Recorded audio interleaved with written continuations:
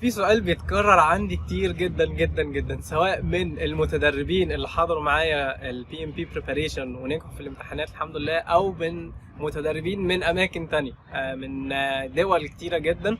يبعت يقول لي انا اخدت البي ام بي ومش عارف المفروض اعمل ايه بعد كده. يمكن اتكلمت في الموضوع ده باستفاضة في فيديوهات طويلة قبل كده، زي مثلا فيديو ماذا بعد البي ام بي واحباط ما بعد البي ام بي. هتلاقي الفيديوهين دول في حرف الاي اللي موجود على اليوتيوب او في الديسكربشن بتاع الفيديو.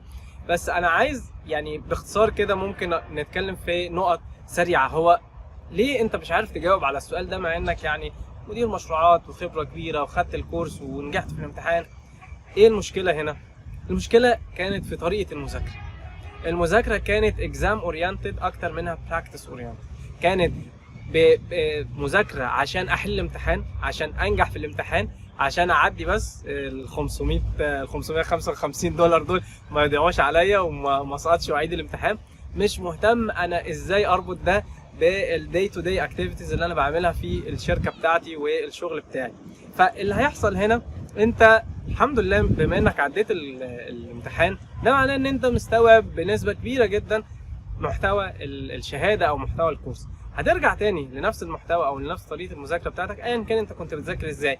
بتذاكر من فيديوهات، بتذاكر من سلايدز، بتذاكر من كتاب، بتشوف حاجات من اماكن متفرقة، براحتك ارجع ليها وحاول تفكر فيها تاني ازاي اطبق الكلام ده في الشغل بتاعي. انا عارف ان الواقع صعب، انت ممكن ما يكونش عندك اي اوثوريتي او سلطة على تغيير حاجة في الشركة. ممكن شركات كتير بتشتغل حلواني كده، يعني الموضوع ما فيش بروسيس، ما فيش سيستم، الموضوع ماشي بالحب شوية. ممكن شركات ترفض اصلا ان انت تتكلم، يعني مديرك اللي انت مدير مباشر ليك، ان انت لو تقترح عليه حاجة يعني هيستهفأ بيها او هيقل منها ومش هيهتم بيها. انت بتذاكر لنفسك، انت مش بتتعلم لحد تاني، انت بتطبق ده عشان انت نفسك تحس كويس. فهتعمل ايه؟ ترجع للمحتوى وتحاول ان انت تطبق ما يمكن تطبيقه في البروجكت بتاعك. اقل حاجه انك تشوف ايه هي الارتفاكتس اللي ممكن تعملها في البروجكت بتاعك. ممكن تعمل بروجكت شارتر، ممكن تعمل الدبليو بي اس. ودبليو بي اس بقى يعني ممكن بفاريشنز كتيره، ممكن تجيب تمبلتس وانت اللي تعدل عليها. حط الاكتيفيتيز، مين المسؤول عنها، هتاخد وقت قد ايه، هتاخد فلوس قد ايه، البروجرس بتاعها لغايه فين دلوقتي. الحاجات دي كلها هتدي لك فيزابيليتي اكبر في البروجكت بتاعك.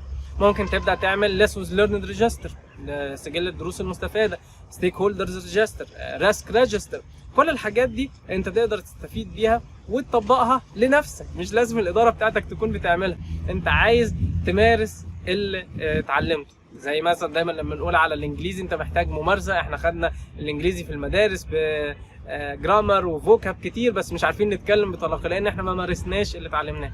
مارس اداره المشروعات في شغلك الحالي لغايه اما تقدر ان انت تنقل على شركه ان شاء الله فيها ستراكشر محترم وفيها بي ام او يعني منظم بشكل كبير، تقدر ان انت تطبق فيه كل اللي درسته وتقدر تستفاد من الشهاده. مش بس ان هي كتبتها عندك على اللينكد ان ولا ضفتها على السي في، ولكن هي غيرت في طريقه تنفيذك للمشاريع او طريقه تفكيرك في اي حاجه انت بتشتغل عليها.